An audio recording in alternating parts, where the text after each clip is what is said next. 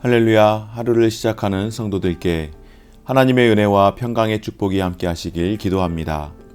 오늘 우리의 삶을 인도하실 하나님의 은혜를 기대하며 주시는 말씀 앞에 하나님을 향한 소망의 복음을 붙드시는 성도님들 되시기 바랍니다.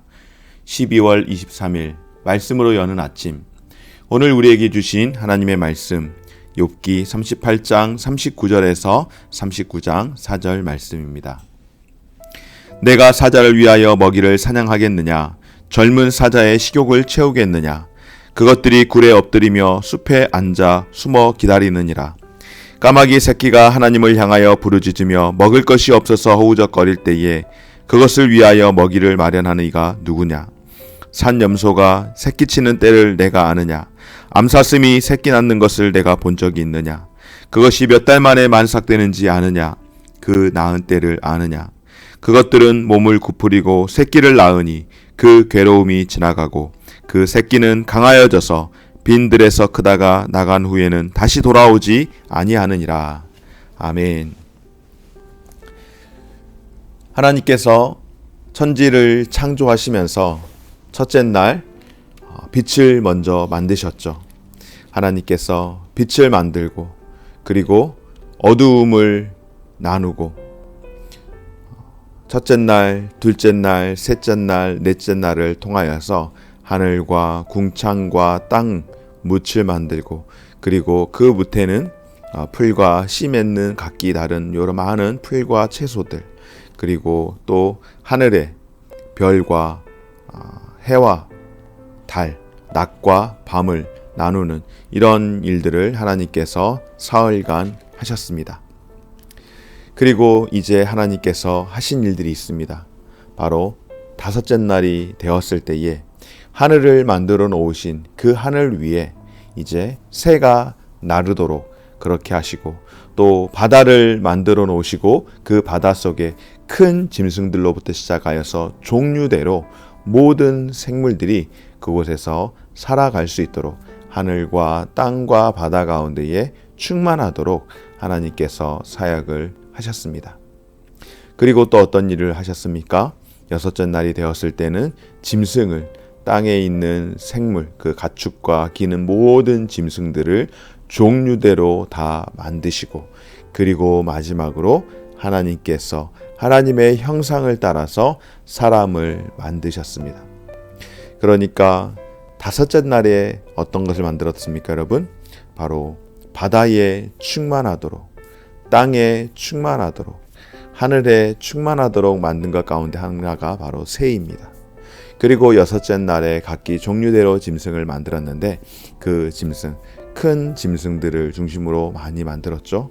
그 가운데 하나가 바로 이런 어떤 강한 그런 짐승 가운데에 오늘 성경에서 등장하는 바로 사자, 이런 큰 짐승을 하나님께서 만드셨고 또 까마귀와 같은 이런 새들 역시 하나님께서 다섯째 날에 만드셨습니다. 하나님께서 첫째 날부터 여섯째 날까지 창조의 사역을 다 하시고 마지막으로 하신 말씀이 무엇인가 하면 이 모든 것들이 보시기에 심히 좋았다라고 말씀하시고 그리고 그것을 하나님의 형상으로 만든 사람으로 하여금 다스리도록 그렇게 하지 않으셨습니까? 궁극적으로 하나님께서 세상의 모든 만물들과 또 그 가운데에서 살아 움직이는 동물, 짐승들을 다 지으시고 그 세계를 주관하셨습니다. 하나님께서 만드신 짐승 가운데에 오늘 욥에게 소개하고 있는 짐승이 두 종류씩 나옵니다. 첫 번째는 바로 사자와 까마귀입니다. 여러분, 사자와 까마귀 이 두 짐승의 공통점이 있는데요. 하나는 조류이고 하나는 육식동물의 가장 큰 강자라고 하는데 둘 다 난폭한 짐승이라는 것입니다. 사자는 고대 중동에서 가장 강력하고 무서운 야생의 약탈자이며 동물의 왕이라고 하지 않습니까? 까마귀도 역시 마찬가지입니다. 조류라고 생각했을 때에 그냥 예쁘고 연약할 것 같지만 까마귀는 결코 그렇지 않습니다.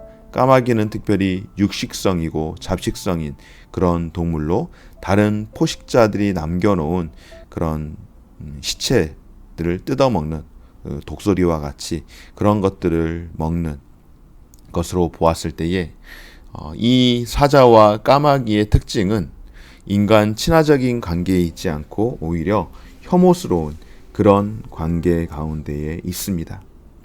그런데 여러분, 그러니까 사람과 친하지 않은 혐오하는 그런 관계에 있는 이런 사자나 까마귀, 여러분, 누가 만드셨다고요? 하나님께서 만드셨다라고 말씀을 하시는 겁니다. 사자가 그렇게 모든 동물의 왕으로 그런 나름 그 짐승 세계에서 보면은 능력과 재능이 있는 것 아니겠습니까? 이거 누가 주셨을까요? 하나님께서 사자에게 그렇게 주신 것입니다. 사자는 그렇게 또 다른 짐승들을 잡아서 먹어야 하는 육식 동물로 사냥을 해야 생존할 수 있는 그런 짐승으로 하나님께서 만들어 주셨는데, 하나님은 이와 같이 사자와 까마귀에 대해서 소개를 하면서 이런 것들 누가 마련해 주었느냐라고 욥에게 물었습니다. 당연히 우리는 하나님이라고 하죠. 아마 욥도 그렇게 이야기하지 않았겠습니까? 여러분, 까마귀를 돌보는 하나님, 그 새끼까지 먹이고 돌보는 하나님, 어떤 사람이 그런 일들을 하겠습니까? 어찌 보면은 하찮은 것 같은 그런 일이기도 합니다. 아주 강한 사자에서 아주 약해 보이는 까마귀에 이르기까지 하나님은 그 새끼의 부르짖음과 고통을 외면하지 아니하시고 그들에게 먹을 것을 공급해 주신다라고 말씀을 합니다. 이렇게 가장 강력한 왕인 사자와 그리고 사람들에게 천시받는, 특히 우리나라에서는 까마귀를 흉조라고 그렇게 이야기할 정도 아니겠습니까? 그럼에도 불구하고 이 모든 것들을 하나님이 다 다스리시고 그 필요를 아시며 그 짐승 각각의 특징에 맞게끔 적합한 방식으로 필요와 공급을 채워주시는 분이 하나님이라는 것은 바로 하나님께서는 어떠한 하찮은 미물일지라도 그 부르짖음에 외면하지 아니하시고 하나님은 들으신다라고 말씀을 하는 겁니다. 이것은 무엇일까요?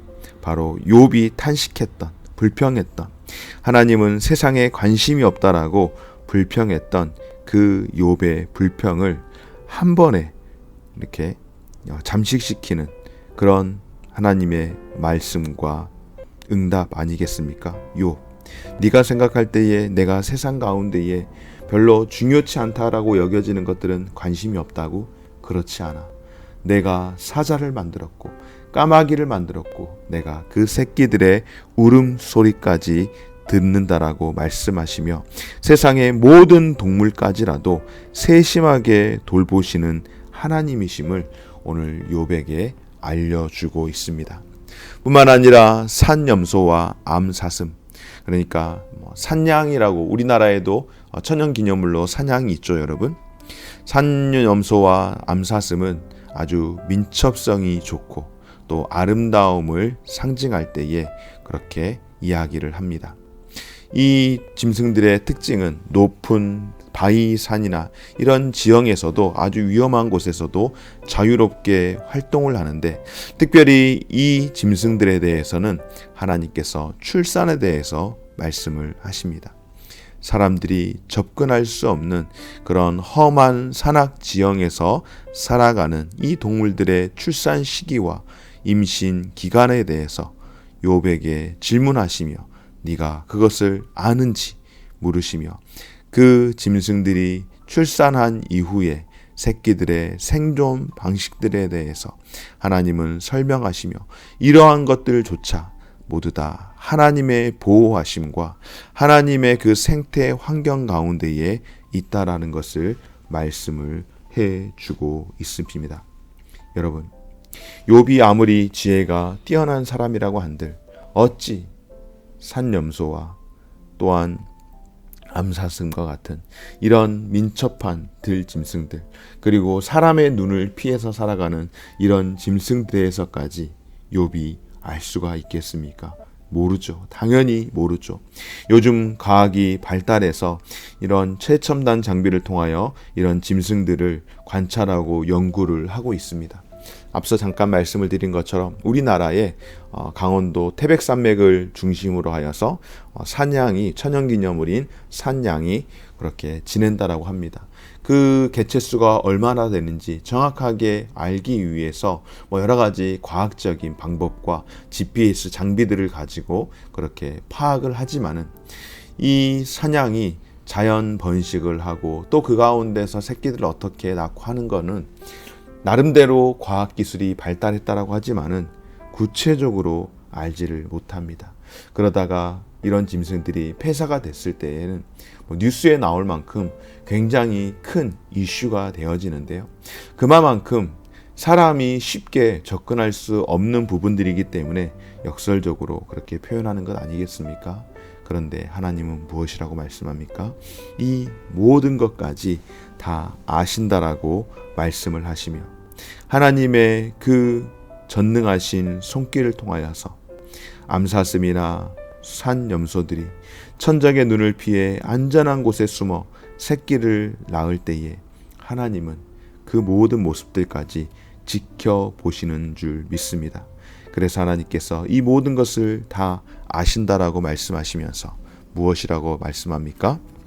그 새끼가 강하여져서 빈들에서 크다가 나간 후에는 다시 돌아오지 않는다라고 이야기하며 새끼를 어떻게 낳고 그리고 새끼를 다 낳고 나면은 그 어미가 어떤 모습이고 그리고 이 새끼들이 또 어떻게 독립해 나아가는 것까지 마치 증명이라도 하시듯이 구체적으로 설명을 하고 계시는 겁니다.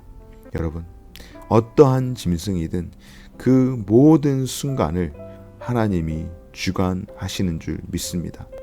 이것은 때와 시기도 하나님의 섭리 가운데에서 정해진다는 것을 말씀하는 것을 볼 때에 사랑하는 여러분, 모든 생명체의 시작은 물론 그 일생이 다 하나님의 손안에 있는 줄 믿습니다. 모든 생명체가 하나님의 섭리 가운데에서 대를 이어 이 세상을 유지해 가는 줄 믿습니다. 그러므로 여러분, 사람이 자신의 지혜로 세상의 이치를 조금 파악했다고 자만해서는 안 되지 않겠습니까?